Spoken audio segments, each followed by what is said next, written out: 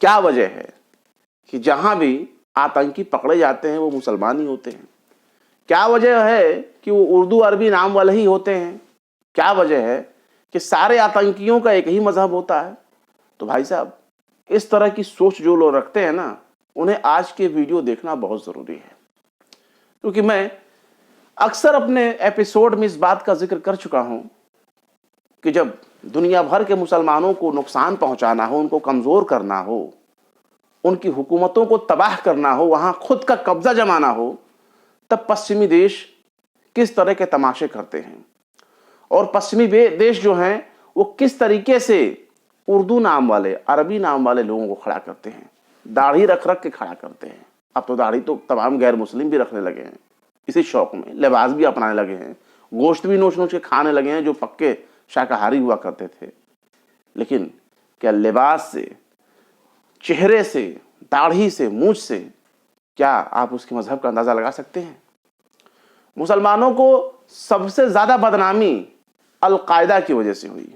मुसलमानों को सबसे ज्यादा बदनामी अगर किसी के जरिए हुई तो आईएसआईएस के जरिए हुई। ये वो संगठन है जिनको माना जाता है कि विदेशों से फंडिंग होती है और पश्चिमी देश इनको फंडिंग करते हैं। ऐसे बहुत से आरोप लगते रहे हैं और कई मामलों में खुलकर देखा भी गया है। स्थापना करने वालों पर भी इस बात का इल्जाम लगता रहता है कि भाई साहब, ये तो अमेरिका, इजराइल और यूरोपियन हैं जो टेढ़ी उंगली से घी निकालने की कोशिश करते हैं, क्योंकि सीधी उंगली से घी नहीं निकल पाती। डायलॉग और तमाशेबाजी के जरिए जब उनको कामयाबी नहीं मिलती, तब अलग अलग देशों में आतंकी संगठन खड़े किए जाते हैं, उनके हाथों में हथियार थमाया जाता है, उनकी ट्रेनिंग की जाती है, बाकायदा हाई स्किल ट्रेनिंग की जाती है। और उसके बाद फिर जिस इलाके में कब्जा करना होता है, जहां अमेरिका, इजराइल और यूरोप अपनी सेना भेजकर कब्जा नहीं कर सकता, उस इलाके पर कब्जा करने के लिए उन आतंकी संगठनों को खड़ा कर दिया जाता है जिनके जरिए कब्जा करना आसान होता है। एक तो किसी दूसरे देश का नाम भी नहीं आएगा, दूसरा ये कि हम छाती ठोक कर कह सकेंगे कि भाई देखो, फला संगठन को हमने आतंकी घोषित किया, उस आतंकी संगठन ने इतने लोगों की हत्याएं की, इतने घरों को तबाह किया और हम उनको मिटाने के लिए जाएंगे।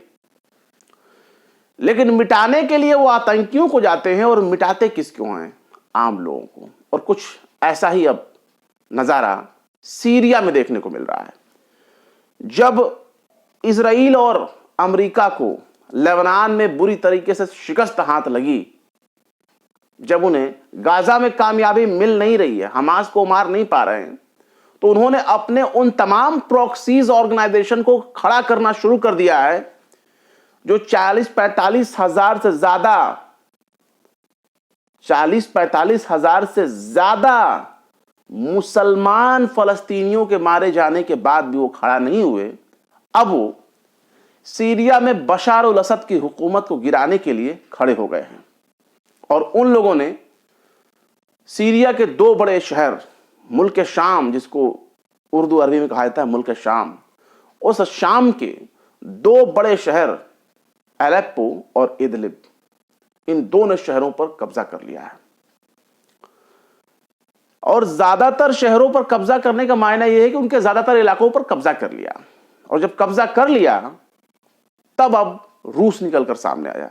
पर रूस ने जिस तरीके से बमबारी की, माना जाता है कि उसमें 300 से ज्यादा आतंकी मारे गए। यह भी माना जा रहा है कि उसमें 1000 करीब में लोग मारे गए, आतंकी मारे गए।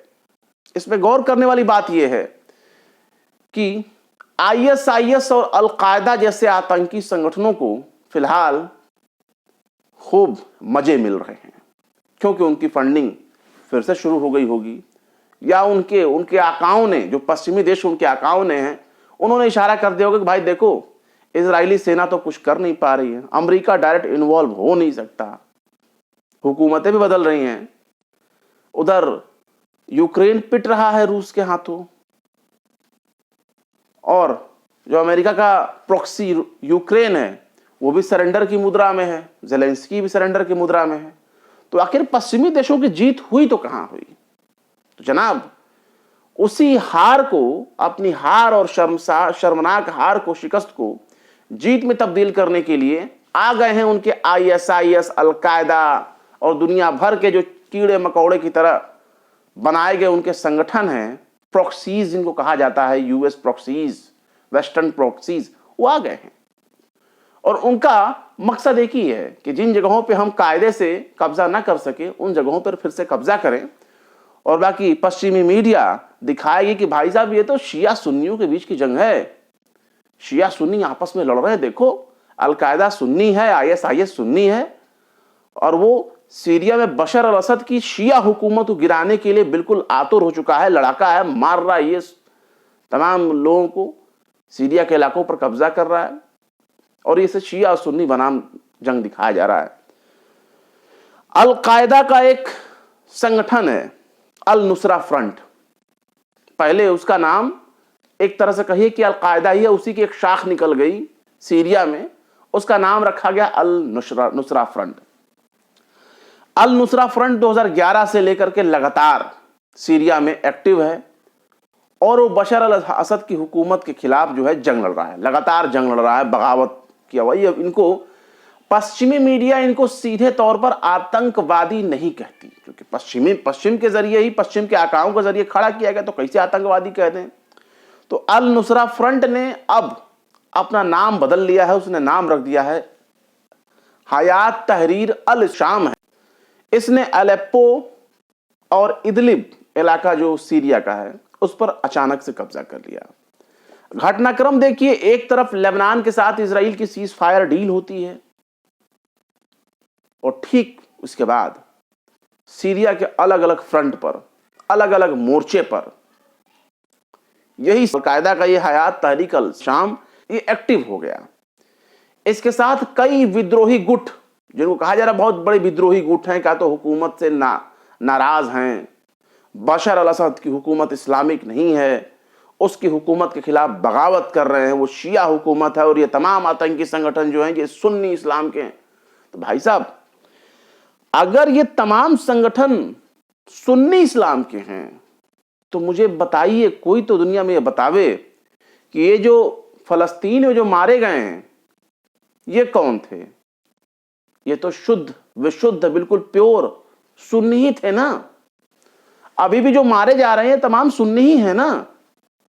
हमास कौन है? ये तो सुन्नी ही है ना। अल कसाम ब्रिगेड तमाम सुन्नी है। लेकिन जंग जब ये पहचान बचाने की जंग थी, और जब अपनी पहचान बचाने वाली जंग के लिए उसका साथ देने के लिए हिजबुल्लाह खड़ा होता है, तो हिजबुल्लाह कौन है? हिजबुल्लाह तो शिया तहरीक है। ईरान कौन है? ईरान भी तो शिया कंट्री है। तो मुसलमानों के बीच में जो ये दो नजरियात हैं, शिया और सुन्नी, इनको मीडिया इतनी बढ़ा चढ़ा कर पेश कर रही है, लग रहा भाई साहब इतने बड़े कट्टर दुश्मन है कि एक जगह खड़े नहीं हो सकते, और हकीकत से बिल्कुल जुदा मामलात पेश किए जाते हैं। दुनिया इसे शिया और सुन्नी के तौर पर देख रही है, यह गलत है। यह मामला शिया और सुन्नी का नहीं है, यह मामला उस हुकूमत का है जो अमेरिका की पपेट नहीं है, अमेरिका की कठपुतली नहीं है। सबको मालूम है कि अरब में जितने बड़े बड़े कंट्री हैं वो कोई डेमोक्रेसी नहीं है, लेकिन फिर भी अमेरिका के वो लाडले हैं। क्यों लाडले हैं? क्योंकि जो उनके बादशाह बैठे हुए हैं ना, हुकूमतों में जो बादशाह बैठे हुए हैं वो अमेरिका के नूरे नजर हैं। बाइडेन के हों, ट्रंप के हों, जॉर्ज बुश के हों, क्लिंटन के हों, किसी के भी हों, सब पश्चिमी देशों के हाथ की कठपुतली माने जाते हैं। क्यों माने जाते हैं?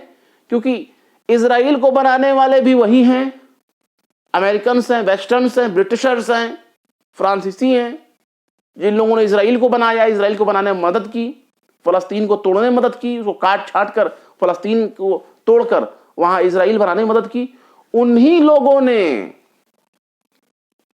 खिलाफत उस्मानिया जो तुर्क सल्तनत थी उसको तोड़ करके अरब देशों को बनाया, कई देशों को बनाया। जो बड़े बड़े देश दिख रहे हैं भाई साहब, 57 देश दिख रहे हैं, उसमें से मैक्सिमम अरब के जो रीजन के देश हैं वो ज्यादातर कभी खिलाफत उस्मानिया के एक कंट्री, एक बैनर के नीचे हुआ करते थे, लेकिन सबको तोड़ तोड़ करके उनको आज अरब देश में बना दिया गया, और उन अरब देशों पर बादशाहों को खड़ा कर दिया गया, बैठा दिया गया, लो भैया राज करो।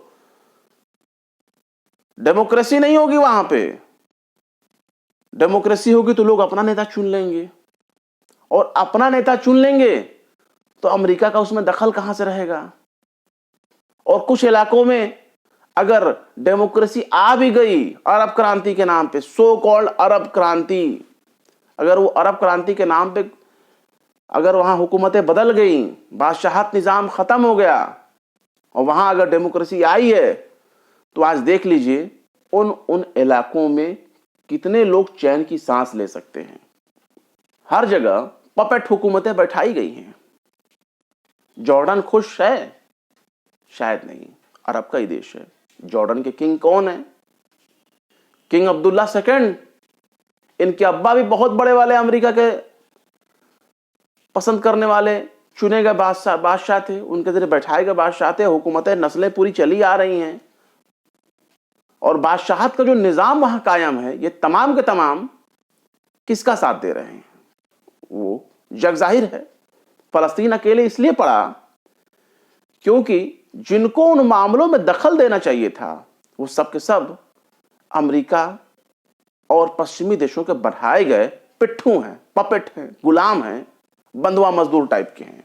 जो आका की तरफ से ऑर्डर आएगा उसे फॉलो करेंगे, और यही काम हो रहा है। और सीरिया की हुकूमत को गिराने की पुरजोर कोशिश हो रही कि भाई कैसे भी करके इनकी हुकूमत को गिरा दिया जाए, क्योंकि वहां अमेरिका के पसंद वाली हुकूमत नहीं है। बांग्लादेश में तख्ता पलट हुआ, उसके भी पीछे कहा था अमेरिका की कोशिश थी। पाकिस्तान में इमरान खान का तख्ता पलट हुआ, उसके पीछे भी खुलकर आरोप लगे। इमरान खान ने आरोप लगाए कि अमेरिका ने तख्ता पलट करवाया है, अमेरिका ने उनकी सरकार गिरा करके उनके अपोजिट को बैठा दिया। हर जगह उसी तरह से कामयाबी मिल नहीं पा रही है सीरिया में। तो सीरिया में जो हयात तहरीर अल शाम है, इसने जिस तरह के उत्पात मचाए हैं, इसने सीरियाई सेना जो वहां की गवर्नमेंट की सेना है उन पर हमला किया, उनका कत्ल गारत किया, उनके सिर को कलम किया, उसके वीडियोस बनाए, सोशल मीडिया पर वायरल हो रहे हैं। और ये बिल्कुल आईएसआईएस के तर्ज पे हो रहा है। मैं तो नहीं समझता कि आईएसआईएस और अलकायदा कोई अलग अलग संगठन है। मुझे तो दोनों एक ही कैटेगरी के लोग लगते हैं। चाहे 9/11 की घटना करने वाला अलकायदा हो, चाहे वो पूरे मिडिल ईस्ट में तबाही मचाने वाला, सीरिया इराक में बिल्कुल तबाही मचाने वाला, लाखों मुसलमानों का कत्ल गारत करने वाला आईएसआईएस हो, ये सब के सब मुझे एक ही कैटेगरी में नजर आते हैं। क्योंकि इन लोगों ने तमाम मुसलमानों को कमजोर करने के लिए, तमाम मुसलमानों का कत्ल करने के लिए, तमाम मुसलमानों की ताकत को कोलैप्स करने का ठेका ले रखा है। और उस ठेके को ठेका देने वाला कहां कोई और नहीं है, वो तमाम के तमाम ठेकेदार वही अमेरिका हैं, वही पश्चिमी देश हैं, और वो इनको ठेका दे रहे हैं। और उन्हीं ठेकों के दम पर उनके जरिए खड़ा किए गए आईएसआईएस हो, अलकायदा हो, ये तमाम के तमाम मुसलमानों को मार रहे हैं, उनकी ताकत को कमजोर कर रहे हैं, चाहे सोशल ताकत हो, चाहे उनकी पॉलिटिकल पावर हो। बशार अल असद की जो हुकूमत है तो मुसलमान की हुकूमत।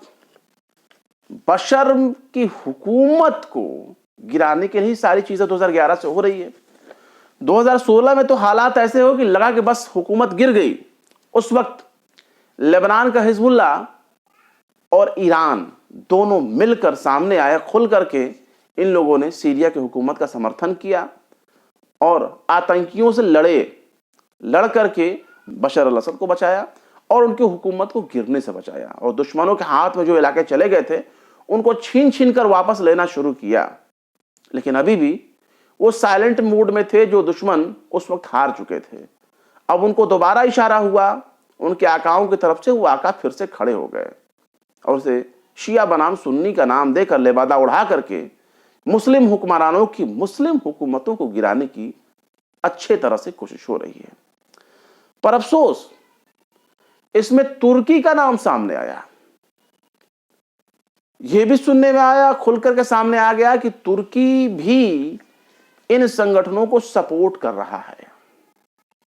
ये वो तुर्की है जो एक ढेला, एक चवन्नी न दिया होगा गाजा के लोगों को, फलस्तीन के लोगों को,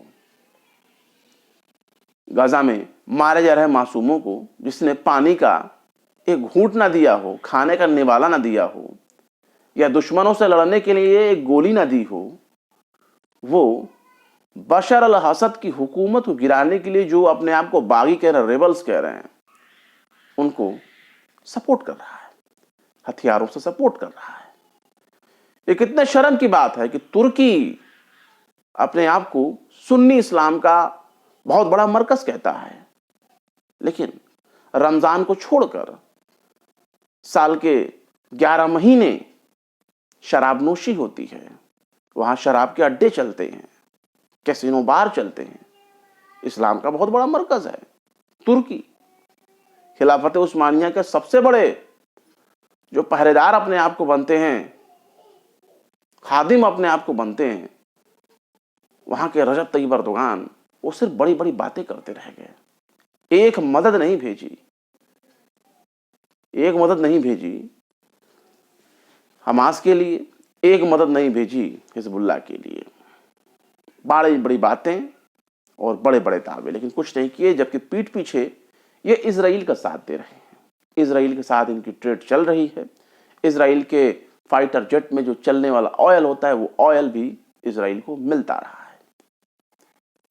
तुर्की के भीतर इन हरकतों को देखकर विद्रोह भी होता है, विरोध प्रदर्शन भी होते हैं, लेकिन सबको दबा दिया जाता है, जाहिर सी बात है। और तुर्की के अच्छे रिलेशन अमेरिका के साथ भी हैं, और तुर्की नाटो का एलाई भी है। तो नाटो का एक देश, उस पर कितना यकीन किया जा सकता है कि वो दूसरों का साथ देगा? उस पर कितना यकीन किया जा सकता है कि वो गाजा के लिए, लेबनान के लिए वो नाटो का मुखालिफत करेगा, नाटो के विरोध में चला जाएगा? नहीं साहब, ये तमाम बातें बकवास लगती हैं। हालत ये हो गई है कि सीरिया की सेना को वहां से कदम पीछे हटाने पड़े, और जब इन हालात को देखा रूस ने, और रूस से सपोर्ट मांगेगा, तो रूस ने अपने फाइटर जेट भेजना शुरू किए, और अलेप्पो, इदलिब के कई इलाकों पर उसने जमकर बमबारी की। और जब जमकर बमबारी की तो कई आतंकी, सो कॉल्ड विरोधी, विद्रोही, वो मारे गए। पर याद रखिए, ये वही सीरिया है जहां शांति कायम करने के नाम पर 5 लाख से ज्यादा मुसलमानों को मौत के घाट उतार दिया गया। दुनिया खामोश रही, बिल्कुल खामोश रही। शांति कायम करने के नाम पे 5 लाख से ज्यादा बेगुनाह, बेकसूर मुसलमानों को मार दिया गया। और ये वही शांति फिर से कायम की जा रही है। और इस शांति में, सो कॉल्ड शांति में, सबसे बड़ा योगदान दे कौन रहा है? यही नाम नेहाद सुन्नी इस्लाम वाले संगठन। और ये सुन्नी इस्लाम वाले संगठन इजराइल के खिलाफ आंखें लाल नहीं करते। इजराइल, अमेरिका की जो मदद आ रही है, इजराइल को जो मदद मिल रही है, उसके खिलाफ एक आवाज नहीं बुलंद करते, एक रॉकेट नहीं फायर करते, एक मिसाइल नहीं दागते। लेकिन बशर अल असद की हुकूमत को गिराने के लिए इनके पास भारी भरकम हथियार भी आ गए, इनके पास रॉकेट भी आ गए, इनके पास लाइट मशीन गन्स भी आ गए, इनके पास जो है वो ड्रोन्स भी आ गए। तो ड्रोन तो भाई अर्दोगान साहब दे देंगे, और बड़े बड़े जो हथियार हैं वो इजराइल दे देगा। ईरान खुल करके बोल रहा है कि इजराइल और अमेरिका वही जंग करा रहा है सीरिया के भीतर, और वहां विद्रोह के नाम पर जंग लगी हुई है। और ये जंग तब शुरू होती है जब अमेरिका और इजराइल को मिडिल ईस्ट में हार मिलती है, हमास के जरिए और हिजबुल्लाह के जरिए। कोई कामयाबी मिल नहीं रही है, तो अब यही सो कॉल्ड संगठन आगे आगे बढ़ेंगे, उन इलाकों पर कब्जा करेंगे जहां इनको कामयाबी नहीं मिली। कहां कहां ये कब्जा करेंगे? ये जॉर्डन में भी कब्जा कर लेंगे धीरे धीरे। ये पड़ोस में लेबनान है, लेबनान पर भी ये कब्जा करेंगे, और मौका मिली तो आगे बढ़ के और भी कुछ कब्जा कर, लेकिन इजराइल को नुकसान नहीं पहुंचाएंगे। आहा, इजराइल का रोआ भी टेढ़ा नहीं कर पाए, और ना ये करेंगे, क्योंकि कोई भी अपने आका के खिलाफ बगावत नहीं करता, हथियार नहीं उठाता। तो आका लोग मजे में हैं, खुश हैं। सीरिया में जो विद्रोही संगठन, उनको तुर्की का समर्थन हासिल है, और यही बहुत चौंकाने वाली बात है। अल नुसरा फ्रंट ने अपना नाम रख करके हयात तहरीक अल शाम तो रख लिया, लेकिन कैसे भूला जाए कि ये तो अलकायदा ही है, नाम चाहे कुछ भी रख ले। मीडिया ये बता रही है, इजरायली मीडिया बता रही है, पश्चिमी मीडिया बता रही है कि सीरिया में जो वहां के विद्रोही गुट हैं, याद रखिए उनको विद्रोही गुट कहा जा रहा है, उनको आतंकी नहीं कहा जा रहा है। एसटीसी हो गए, विद्रोही गुट हो गए, वो तमाम मिलकर के सीरियाई सेना को पीछे हटने पर मजबूर कर रहे हैं। वो 2 शहरों पर कब्जा कर चुके हैं, ऐसा पश्चिमी मीडिया के जरिए दावा किया जा रहा है। खुद इजरायली मीडिया के जरिए भी दावा किया जा रहा है। लेकिन सीरियाई जो सेना है, सीरियन आर्मी, उसके तरफ से भी दावे किए जा रहे हैं। कहा जा रहा है कि हम दोबारा अपने पुराने इलाकों को हासिल कर रहे हैं और उन इलाकों को हासिल कर रहे हैं और हासिल जल्द से जल्द कर लेंगे। हालांकि 2020 में रूस और तुर्की के बीच में समझौता हुआ, तब से थोड़ा सा शांति वहां पर कायम हुआ, वरना गोला बारूद रोजाना बरस रहे थे, कभी तुर्की की तरफ से, कभी रशिया की तरफ से। सीरिया की सरकारी जो टीवी है उसका कहना है कि 3 दिनों में हयात तहरीक अल शाम के साथ सीरियाई सेना के मुठभेड़ में तकरीबन 1000 से ज्यादा अब तक आतंकी मारे जा चुके हैं और 3 दिनों से लगातार ये कांड चल रहा है। अल मायदीन, अरब का चूंकि जाना माना मीडिया हाउस है, अल मायदीन ने अपनी खबर बताया है कि सीरिया, मतलब कि सीरिया और रूस, यानी सीरिया की सेना और रशियन फाइटर जेट, दोनों की फाइटर जेट ने मिलकर के इदलिब पर बमबारी की है। इदलिब के उन इलाकों पर बमबारी की है जहां ये आतंकी संगठनों ने कब्जा कर लिया। जिन इलाकों पर, बहुत से गांवों पर कब्जा कर लिया है। माना जा रहा है कि 40 से ज्यादा गांव जो है इस वक्त ना, वो इन्हीं आतंकी संगठनों के कंट्रोल में है। वहां पर जब हवाई हमला हुआ तो उत्तर का हमा इलाका, उसके कई शहरों पर दोबारा सीरियाई जो सेना है उसका कंट्रोल होना शुरू हो गया, उन्होंने कंट्रोल में लेना शुरू कर दिया। और ये तमाम अल मायदीन के रिपोर्टर्स के जरिए, यानी अल मायदीन के जरिए बताया गया है।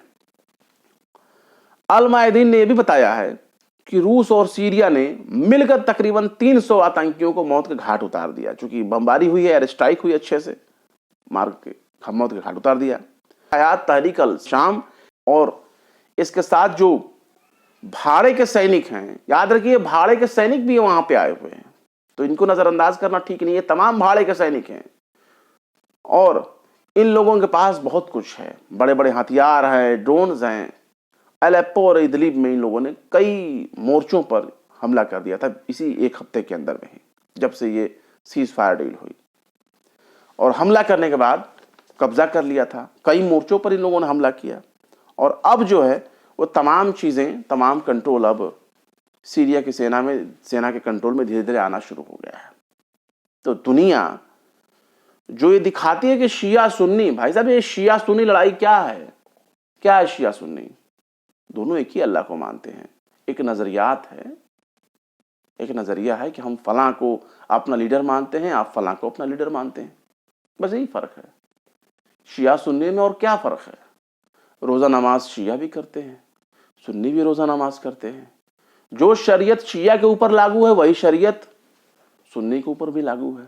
तो सीधे ये कहो ना कि मुसलमान हैं और मुसलमानों को कमजोर करने के लिए, मुसलमान हुकूमतों को गिराने के लिए और मुसलमानों की जड़ें कमजोर करने के लिए, खोखली करने के लिए सुन्नी नाम का एक हवा खड़ा किया गया है, जो सुन्नियों को भी मार रहे हैं, शिया के नाम पर शियाओं को भी मार रहे हैं।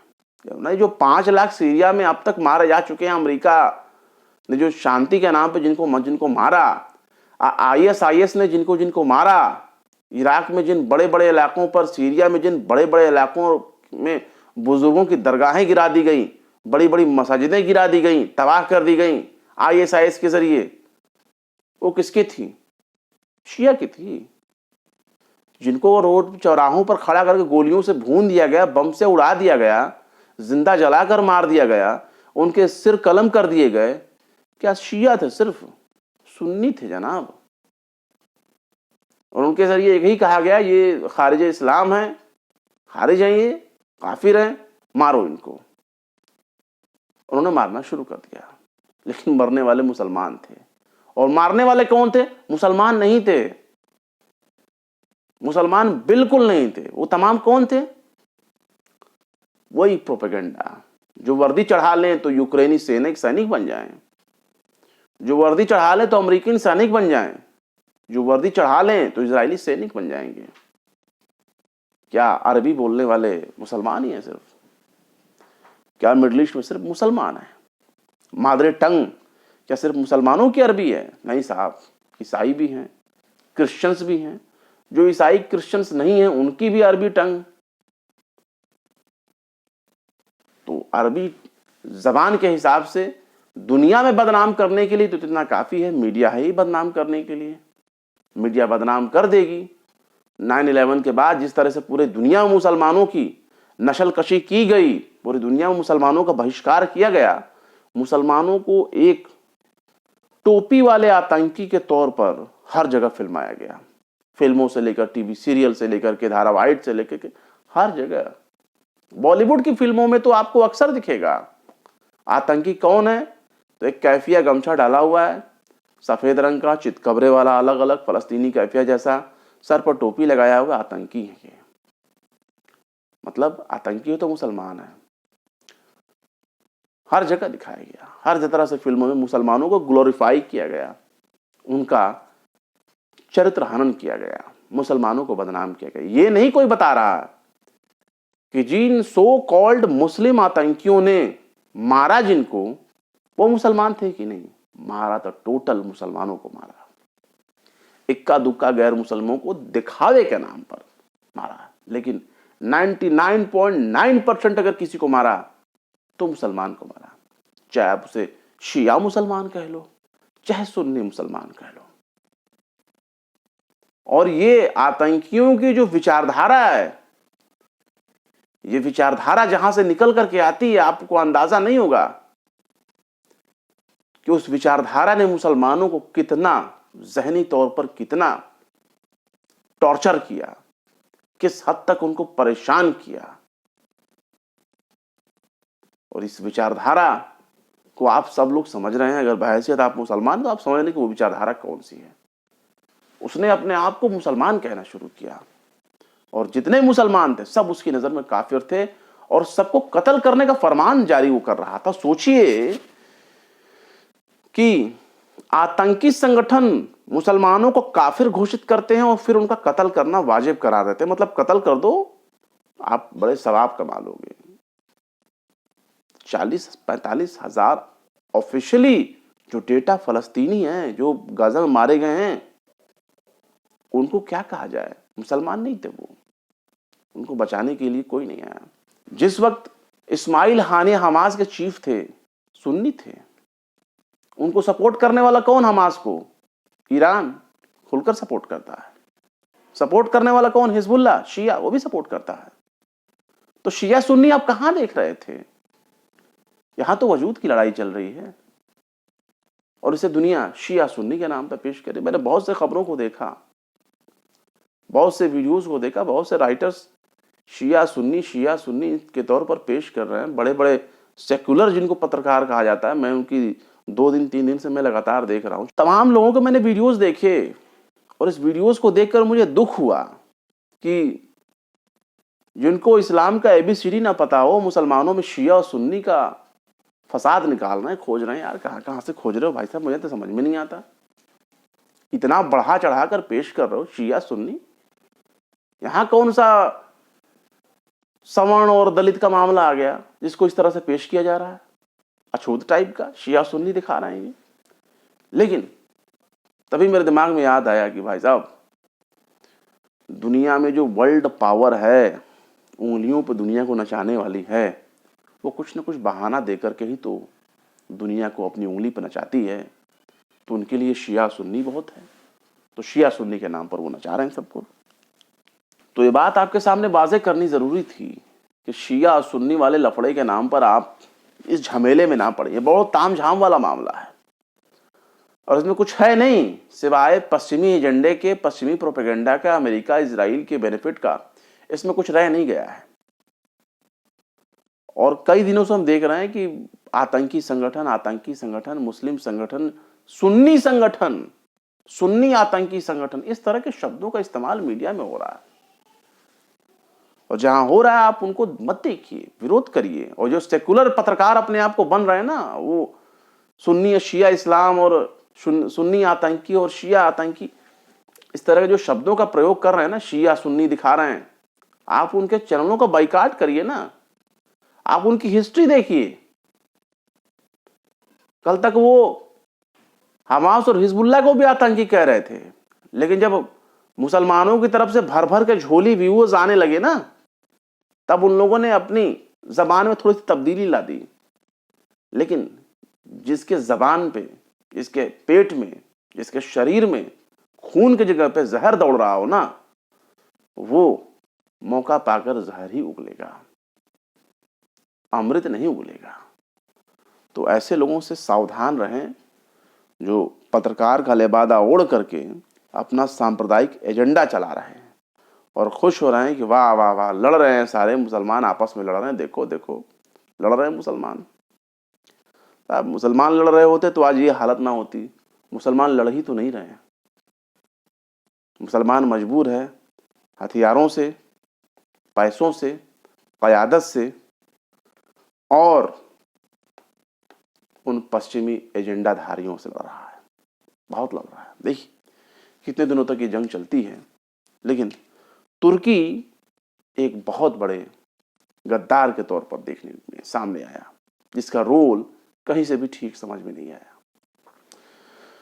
फिलहाल क्या कहेंगे इस खबर के बारे में, इस वॉर एनालिसिस के बारे में, आप कमेंट करके ज़रूर बताएं। जैसा कि आपको मालूम है कि हमारे यहाँ खबरें बुलेटिन टाइप की नहीं चलती, वो एनालिसिस तस्करा टाइप की ही चलती है।